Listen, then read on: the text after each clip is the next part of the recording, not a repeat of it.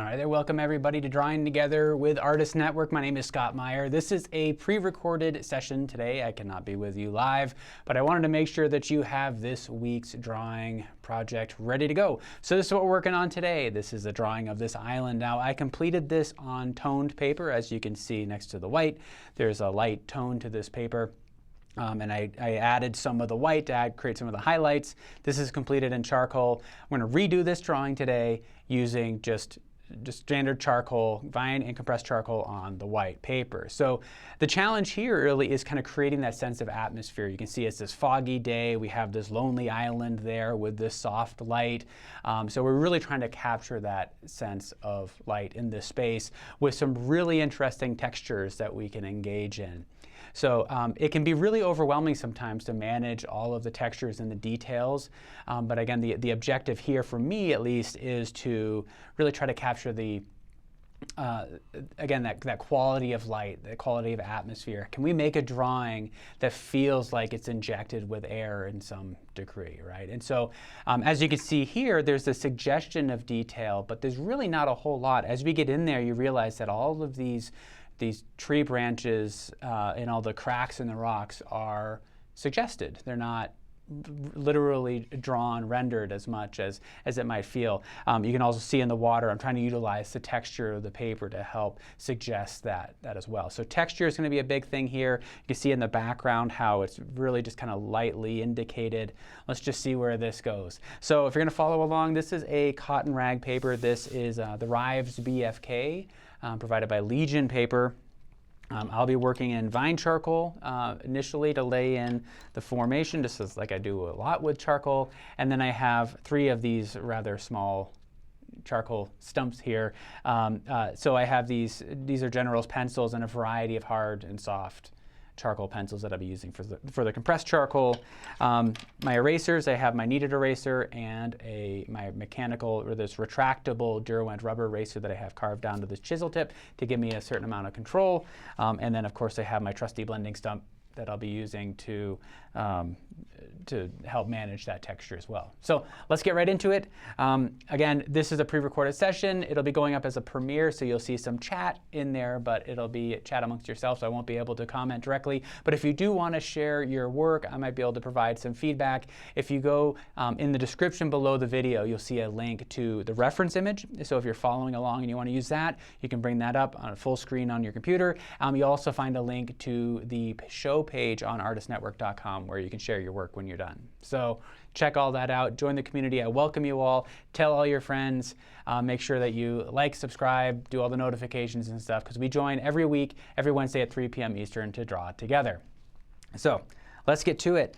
The first step, as is the true case with most of the drawings that I create, is to establish a gesture. And again, what is the gesture? Well, the gesture is your initial kind of reaction to the form, and this is an important part of the process, because what we're trying to do is we're trying to simply connect our mind and our body together. We're just kind of getting into the flow of things, loosening up, trying to get comfortable with the subject. That's really the heart of it for me, is recognizing at this stage that I have really only a surface level understanding of this island here, and throughout the drawing process we'll be becoming more familiar with this. We'll become more kind of intimately associated with all of the things that in this photo and the subject that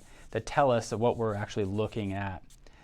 Now we're working from a photograph here. Whenever you get a chance, draw from life. You're going to find that it's going to give you the greatest opportunity for growth. So you try to get out there, paint, get out there and draw, set up still lives, find models who will work with you, and try to get in there and work from life. Now you can see I'm just using the side of the pencil or the vine charcoal here.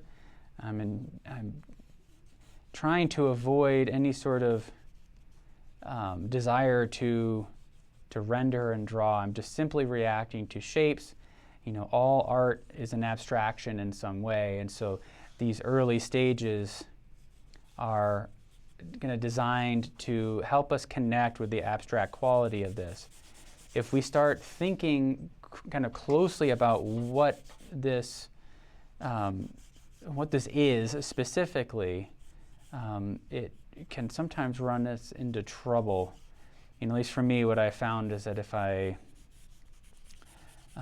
get into those details too soon, get into that texture and all that surface stuff, then I can sometimes miss the underlying form and it just gets confusing. We're trying to take in the whole thing at once. So my eyes are blurred at this point. I am, so I'm looking at it with very soft focus.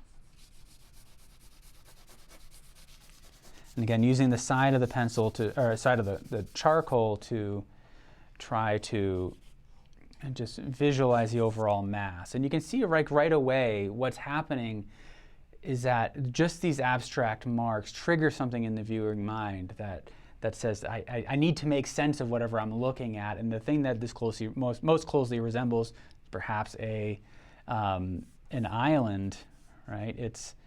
We start to fill in that missing information, and that can be a powerful tool to leverage when you're working as an artist, because the viewer is already primed to do a lot of work. It's designed to make sense of things, and so if you kind of lean in on that, it pulls you down to into this process of suggesting rather than describing. Because if you take some time to really analyze when you're moving throughout your day how much of the world you understand without fully being able to see, right?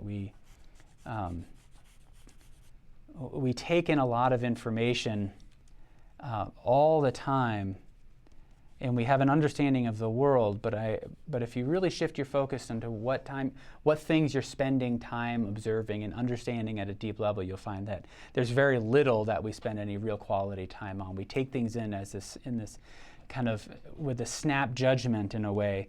And that happens when we're drawing and when we're viewing art as well. We take an initial stab at kind of interpreting it, but we don't spend a lot of time really studying it.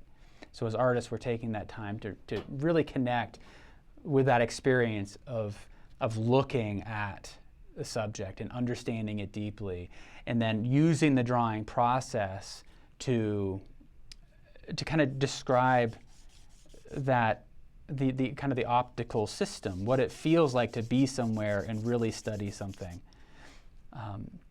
And that the drawing then has an opportunity to become an expression of that whole process. This is a record of our experience drawing here. It's a record of us taking time to really understand the subject. And it's going to be messy. There's going to be parts of it that we don't initially understand properly, but as we draw and as we study the subject, it starts to become more accurate in whatever that means to you. Maybe accuracy maybe says something more about the quality of light. Maybe it's about the texture, all sorts of details, things like that. But there's something about this experience that is unique to you, that you're interpreting uniquely, and then that your drawing is going to be an expression of that. So I'm kind of letting some of this, you can see I'm using the vine charcoal and just building up some of the tone. I'm going to drop that down there. That's a better look at the drawing. It's getting a little blown out there, but you can see some of the smudges there. I'm not worried about protecting. In fact, I want to build up a bit of a haze on here. I don't want that intense tone of the paper. I can see now I can start to adjust the proportions. So you can see, first off, there are two main things that I have wildly inaccurate. So one is, if you look at the scale of this rock compared to the height, let's check that out. This is too big, or it's too high up. And then if I look at it, the second thing that's off is the relationship between this and that background. So you can see in the reference photo, if we notice the top of that main rock relative to the background, look at where I'm starting to suggest that distant shoreline. It's way down in here.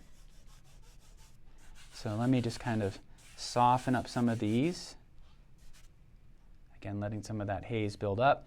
And my inclination is to adjust both the scale and the placement. So it's not a matter of just moving the shoreline up or moving the island down. It's a matter of adjusting all of that. So that at that point, then we start to utilize some of the tools, and it's helpful to identify for you how accurate does it need to be. Because accuracy in terms of the proportions is a subjective thing. You may choose to intentionally let some of these proportions become distorted to express something deeper about your experience. And maybe it feels like it's a taller island, so you want to draw it taller. Maybe it feels more squat, so you want to draw it more squat. Maybe you need to have it be 100% accurate, almost like a portrait that accurately captures the proportions. But in the end, it's again, this is an expression of your experience as the artist. And it's really easy. One of the dangers in working from a photograph, and this is something that I worried about at the beginning of this whole series, is one of the dangers is working from a photograph. It naturally creates the inclination to make the drawing look like the photograph. And that's not always what makes for the best drawing. If you look at some of the greatest art out there, there are deviations from the strict observation. And those deviations say something about the artist's mind that is really important.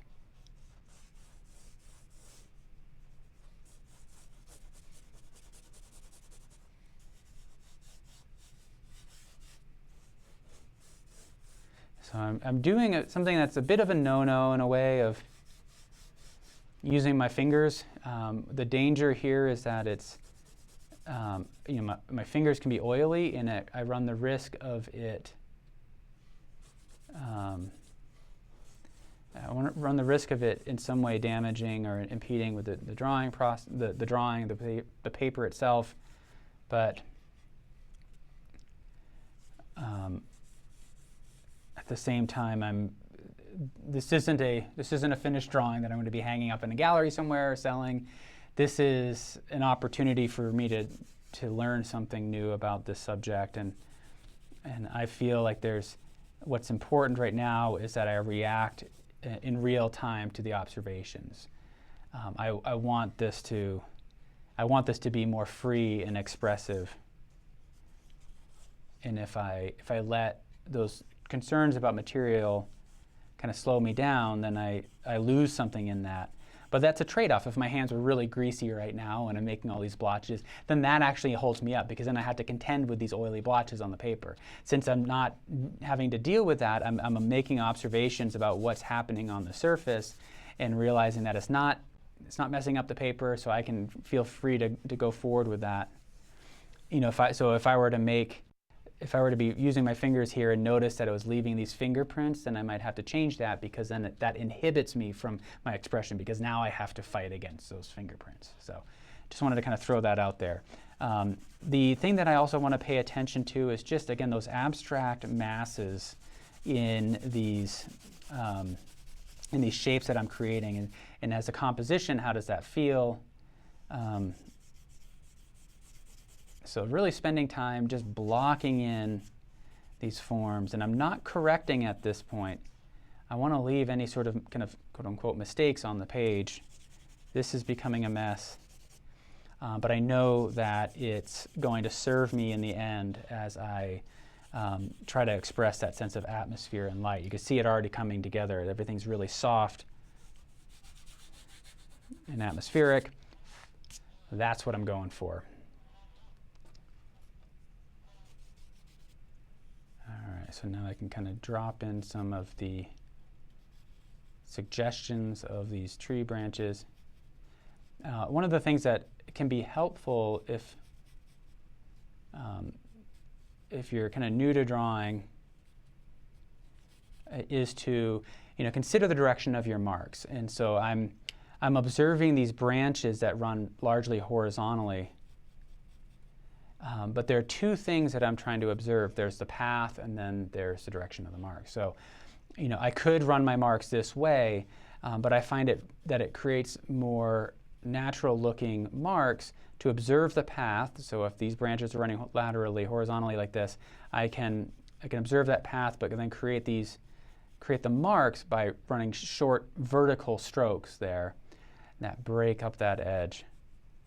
And you can see that the tip of the charcoal has this really now a kind of wedge-like shape that allows me to kind of experiment a little bit. And I can see what is happening there. What type of marks is it making? So I can kind of roll it and find a sharp edge. I can roll it more and it finds a flat edge.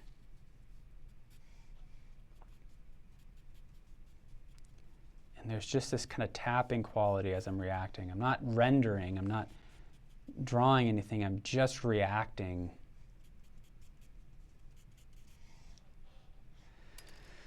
Okay, I'm going to put that away. And before I do any adjustments, I feel like this whole everything here is really kind of soft. I'm going to start with some compressed charcoal. See, it's not doing a whole lot, right? You can see it doesn't look like it's doing a whole lot.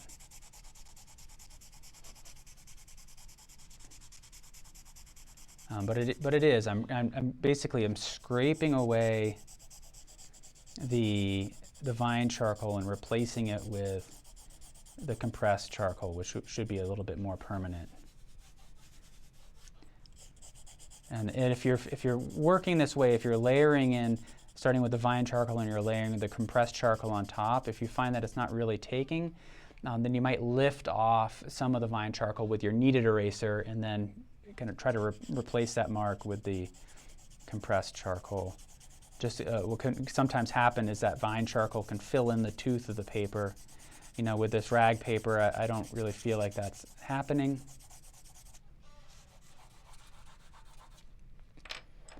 All right, so I can just kind of move forward. So now I'm going to use my blending stump to kind of refine that edge.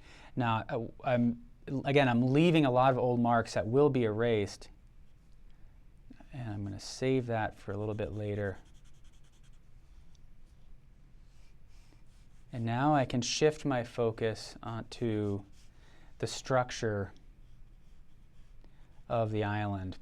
I'm thinking about the way some of these marks flow, move across the surface. Now, in terms of the proportions, what you might also want to do is compare the overall width to the height of this main island here. Let me do a quick check-in. And it's a little bit taller than it is wide, based on the reference photo. But again, does it have to match the photo? Does it not? I think it's an important question to ask. I personally feel like it's I don't know, we sometimes take for granted the idea that it should match the photo. And so if you question that and see, well, if it didn't have to, what if we gave ourselves the objective of intentionally not matching the photograph? How would we change that? Like, how would we change the photo? How would we change the proportions? And if we were to do that, what would it say about who we are as artists and our relationship to the subject? What does it say about the subject? And I don't really have an answer to that. I mean, that's an open-ended question that just gets you to perhaps think about that relationship between accuracy and expression. So, Expression is a bit of a loaded term, though, isn't it? You know, like, what are we expressing? Are we expressing some sort of inner emotion? Are we expressing our kind of optical understanding of the scene? Are we expressing a scientific understanding, a kind of a natural history or geological understanding? One of the things, as I'm starting to lay in some of these marks here, I'm just thinking about there's generally kind of this horizontal thrust to the plane of the water. But you can start to see kind of individual shapes in the waves. There's this kind of almost a crisscross pattern. But I'm hesitant to call it a crisscross pattern, because once I say that, it's really easy to then see it as that. And it's not really a crisscross pattern, but there is an element of that that creates that, where we have some kind of subtle marks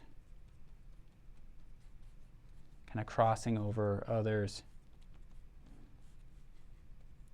And so with when I have this blending stump, my objective is to kind of describe some of those things and just suggest really the direction of the water. I kind of overstated that, but I like those marks actually.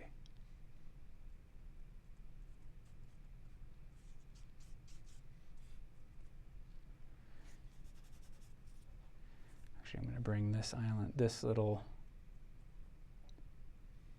Let's see, this has got to come up.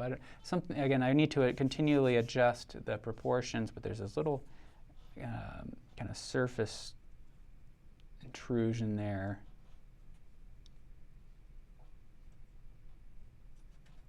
And these rocks back in here that I can suggest, and I'm using the blending stump intentionally because it creates these softer marks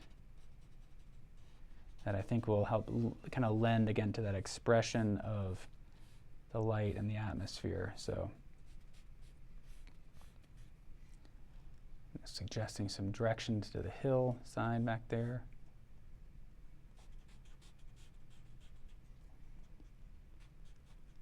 So moving quickly, kind of intentionally here, because that's kind of the experience I want to have, I suppose. You may choose to really slow down. So what I think needs to happen is that this is feeling it's wider than it is tall. So I need to bring this in. And I think now I need to actually make those adjustments on the paper. So doing some negative drawing with the rubber eraser. Actually, I'll use the flat side of this so I can preserve that chisel tip.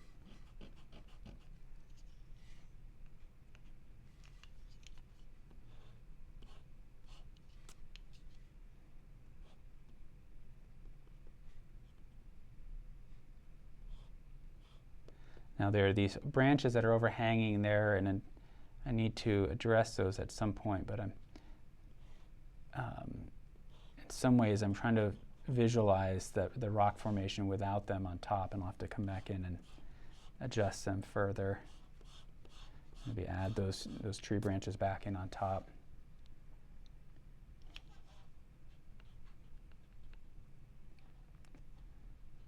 I just need to kind of visualize that shape right in there.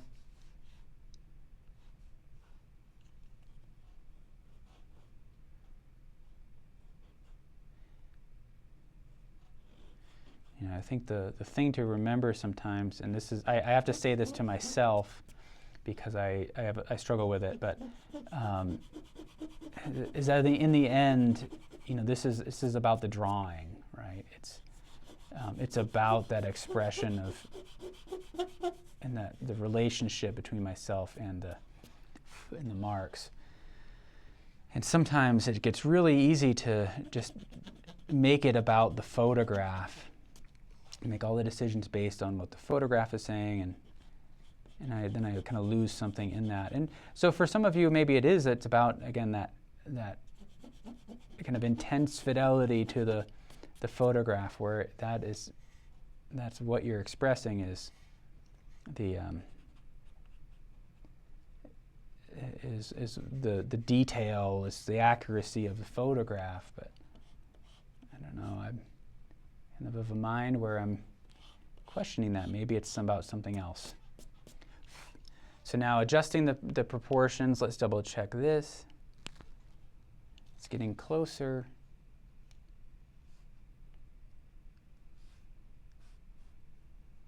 I feel like this actually has to come back in a little bit farther still.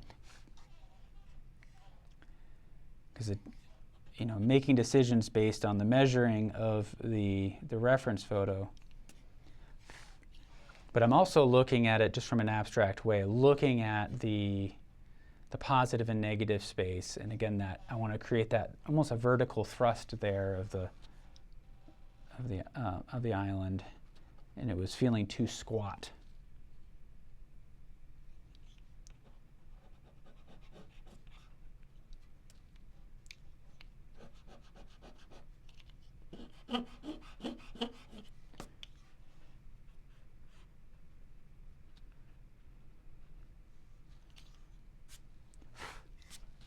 Okay, so one of the things that we'll have to manage is also our edges. That's going to be really a key thing in this whole drawing process, is determining where do we have soft edges, where do we have hard edges.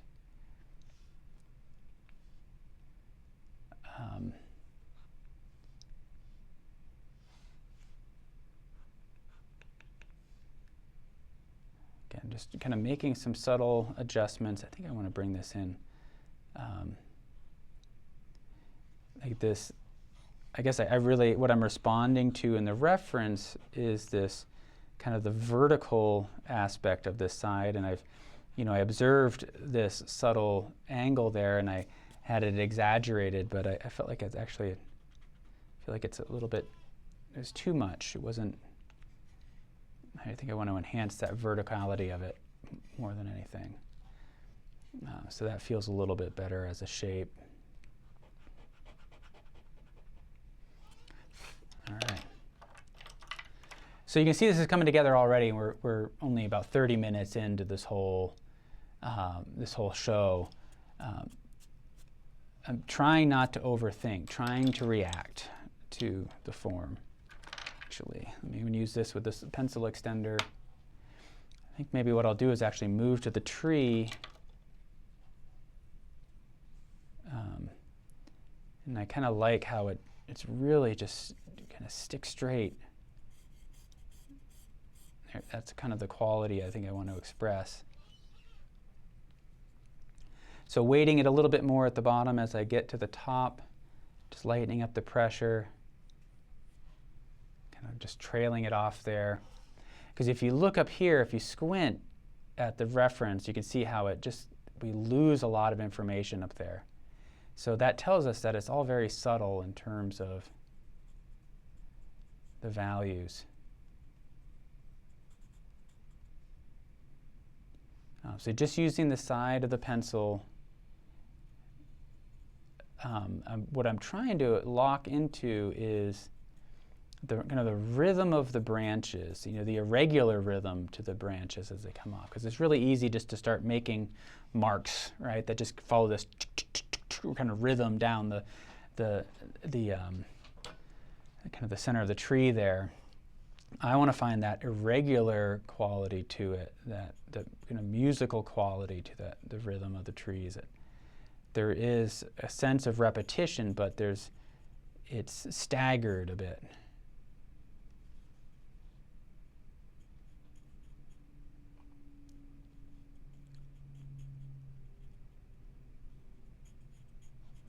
And I'm just kind of dropping marks on the page. I'm not using the tip of the pencil to render. I'm using the side of the pencil to suggest. And I can rotate the pencil to kind of help establish the overall angle of that branch. And I'm intentionally using a kind of a lighter pressure because I want to use the texture of the tooth of the paper to help enhance that texture.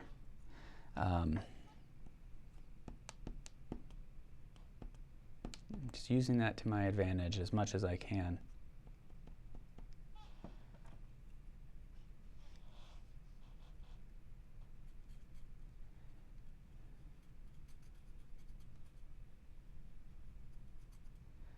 And then as we work our way down the tree, it starts to get a little bit darker. We get, it gets a little bit lighter as we move up the top. So I'm getting a little bit darker and sharper right here in the center. And I'm just working from the small reference right below me on the screen. So it's very, very small, and which is, I want that. I don't want to get sucked into the detail. And I made that choice to not have the larger reference up in front of me. So I'm kind of hacking things a little bit in a way. Because I know that if I had that larger reference, I would feel more compelled to get in there and draw every little branch and every little kind of needle on this pine tree.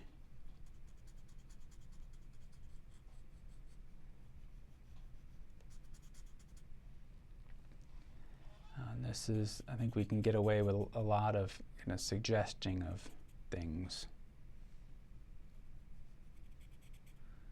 Okay, so then I'm really looking at the shapes here, trying to figure out like what can I really see in the edge of that hill.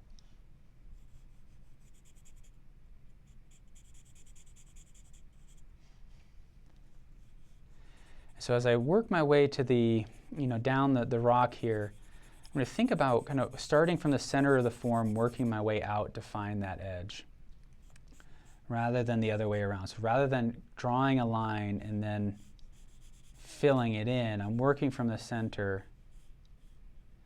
up to the edge.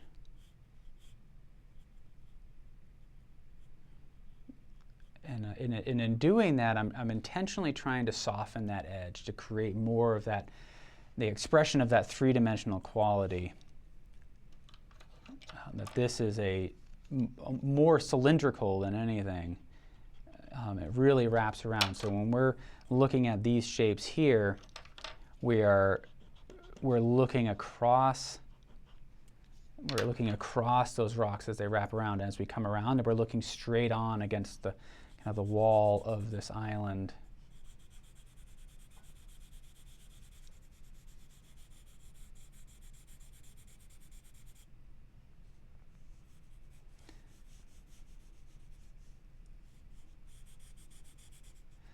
And as I do that, as I work my way down, I see some additional correction. I can really cut this back in a little bit more.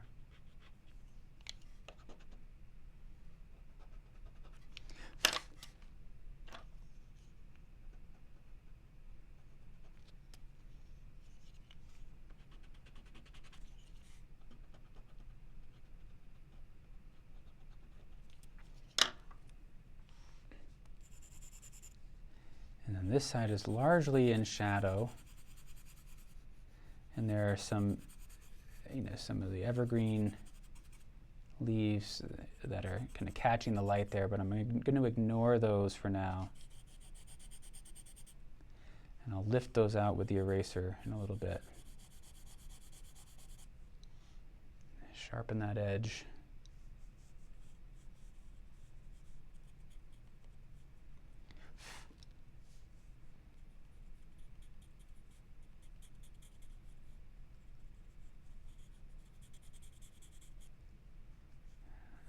Just thinking about these, just kind of suggesting the edges of these branches that are sticking out. I think here I want to make it a little bit more clear right in there. But I think I can.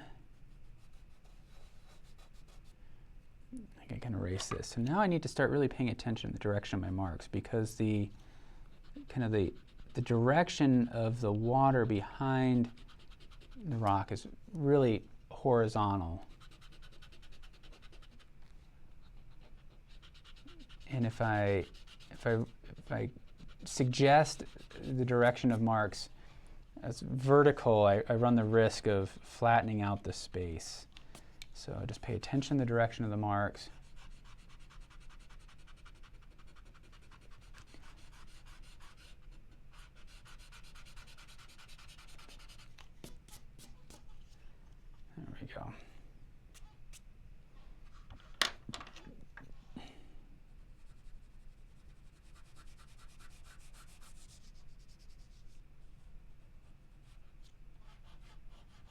using the side of the eraser to draw with, kind of catching those sharp corners there.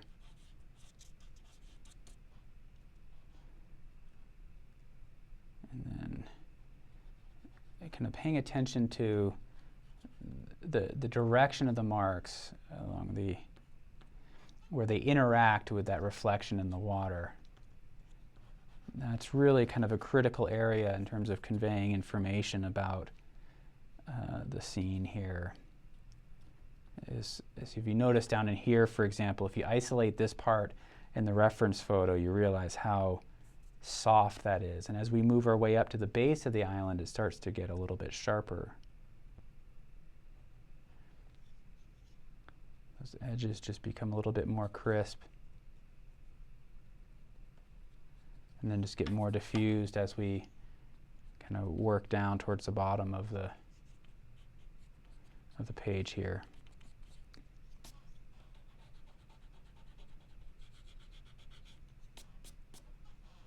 And I think, you know, part of what kind of comes to mind is the difference between kind of looking hard and understanding, right? Because and to some level, to some degree, looking hard can actually be a disservice sometimes, you know, so we tend to want to really focus and study. But the more we do that, we run the risk of actually kind of distorting our perception of the subject. And part of what we're looking for when understanding is to expand our criteria, what we're looking for. So if we're looking for direction, shape, value, all of those things, all of the formal aspects of drawing and painting, you know, line, shape, value, texture, form, etc., we're trying to expand the types of things that we're looking for. If we keep our minds narrow, but we focus hard in that direction, we're kind of ignoring everything else. So if we just think detail, and we're focusing exclusively on that, we're necessarily ignoring other things that are critical. And so when I talk about looking hard at something and studying hard, in my mind, what that means is you're expanding the criteria that are important, not really digging into one specific area over and over again. Trying to see it from as many different angles as possible in different ways. So playing around with your vision, you know, so squinting at it, flooding your eyes with light, really looking at it in sharp focus, but then backing out your gaze so that everything is out of focus. That expands your understanding of the subject by observing new kind of criteria that you can use. So now that we have the major form here of the island kind of blocked in as a value, I can start to see more of these the darker shapes. And again, I'm using the side of the pencil to do that. I'm letting it roll in my fingers, letting it react to the paper. I'm not trying to fight it to become exactly the shape I see. I'm letting it also make some indications. One of the things I see here is a subtle shift in value. So by drawing in some of these darker shapes, it allows these lighter gray areas to take on a quality of light. Of light and shadow. So what was once dark is now appearing to be struck by light. And I'm observing how the light here is a little bit stronger than over here, but we still see some contrast between light and shadow.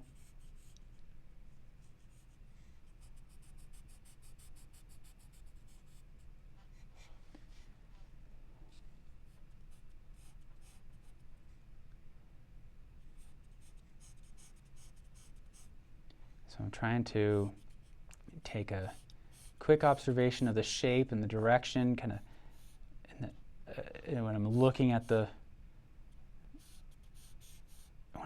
reference photo, I'm really thinking two things. So what is the shape? What is the direction? And then I use the direction of my marks to create the shape that I'm observing. And I try not to think about it as what is it that I'm observing. I'm not thinking about it in terms of a tree or branches or rock. I'm thinking about it in terms of shape and direction of the big things for me.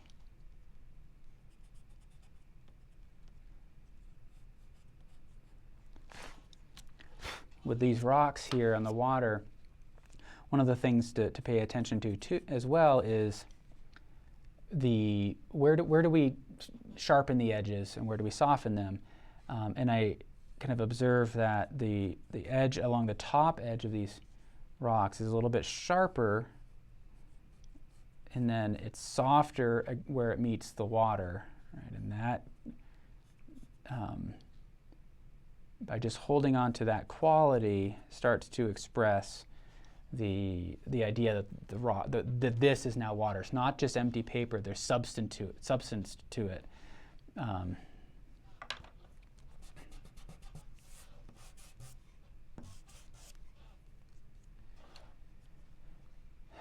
right, so now let's look at this rock back in here. I'm gonna just kind of, again, look at the shape, look at the direction, block in a value, and then add a little bit of dark to create a sense of light and shadow.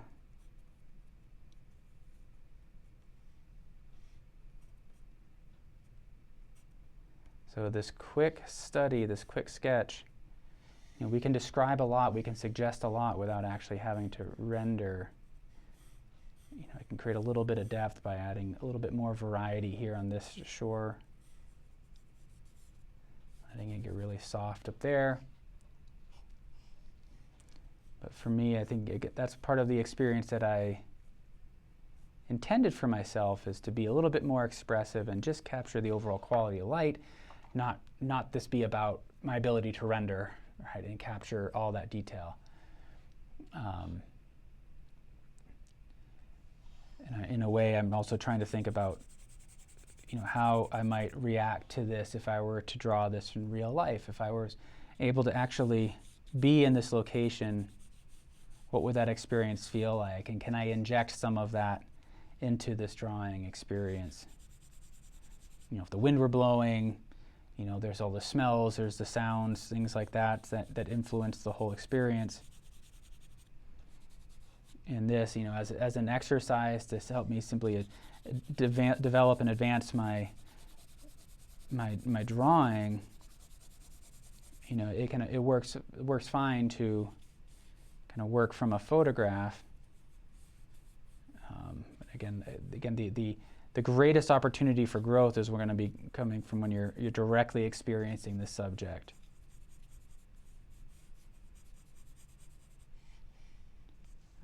So I'm just going to add a little bit of kind of suggestion here. Again, using the side of the pencil. Very rarely have I used the tip of the pencil for much.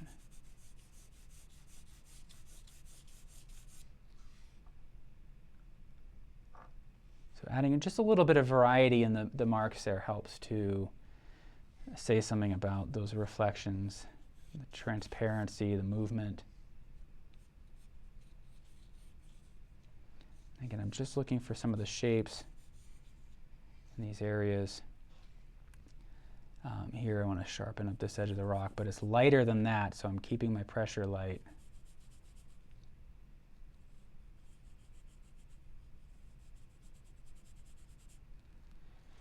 All right, so now what happens if I switch to this overhand grip and I add just a little more control, some suggestion of kind of refined texture in some of these areas.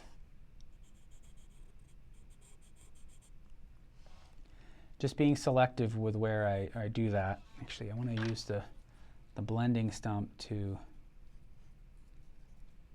start to suggest some of these tree branches here. I'll use the eraser where I need to get a little bit lighter. Very light pressure when I'm doing this because I don't want to lift off. I don't want to get it white. I just want it to be a little bit lighter against the shadows where these branches might be.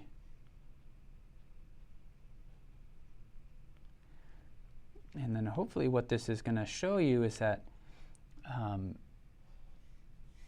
we sometimes feel the need to kind of overdo it with information, as though the viewer won't be able to interpret what they're viewing without, a super high level of detail.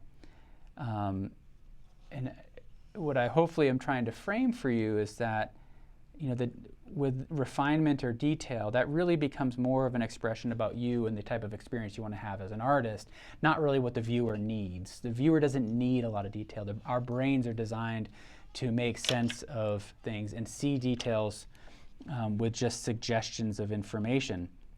But if you yourself want to have that experience of drawing that fine detail, it can be helpful to understand that that's what is driving you as the artist.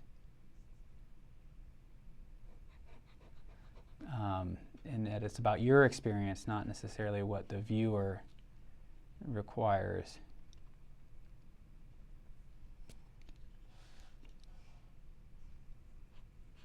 So I'm seeing just kind of an abstract mess of information in the reference photo. And I don't know as if it's, I need to really make sense of it all. I think I can, I can suggest it.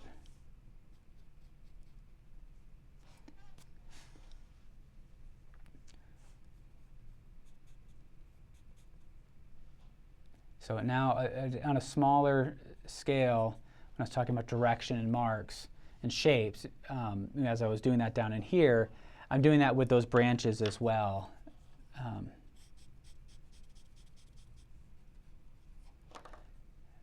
Now I'm just looking at these smaller shapes, but still thinking about really two things, shape and direction.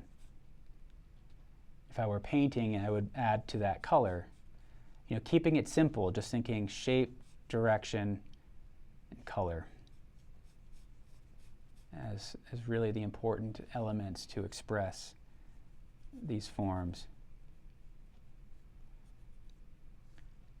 And then, as I sit with the subject, if detail is important, if texture is important, then that gets layered in on top of it. But the fundamental qualities for me to get right when I'm painting or drawing, shape and direction, and then again with painting, it's then adding color.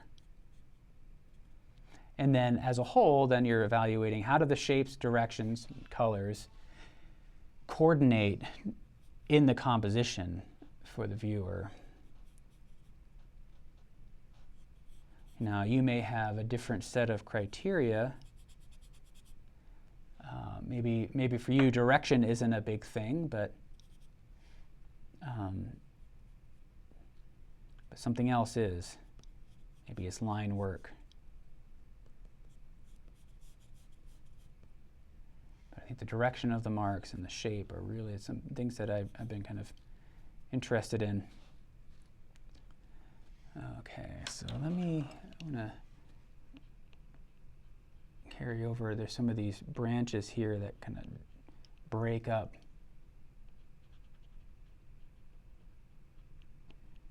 Break up that edge. And it can be helpful, I think, to some degree to have a sense of geology and a sense of kind of the natural sciences, the way light moves in space, the way color is affected by depth and distance. It can be helpful to understand all of those things. But at the same time, you discover all of that through the painting process. It's not a prerequisite to making a good painting to have an understanding of, well, what formed this rock? Why is the atmosphere, why is it lower contrast here, higher contrast here? Like I said, you use the drawing process and your connection to the landscape through art making to better understand that and form your own understandings of, well, what happens. Why do I understand things the way I do? How does nature work?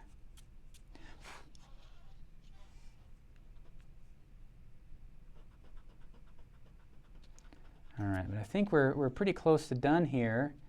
This is a quick one, only about an hour. Been a lot of fun. I'll just clean it up a little bit. But again, if you're kind of just joining now, then what you're viewing is Drawing Together with Artist Network. So my name's Scott Maier. We meet every Wednesday at 3 p.m. Eastern to draw together, talk about art, kind of support one another.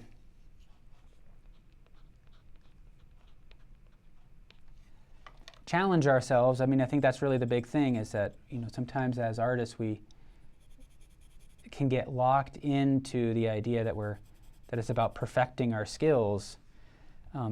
But part of the skills, one of the skill sets that I think really helpful for advancing our art is to kind of shake things up, challenge ourselves, do things in different ways, work with different subjects, kind of throw things out the window to some degree and then give it a shot, trying it again.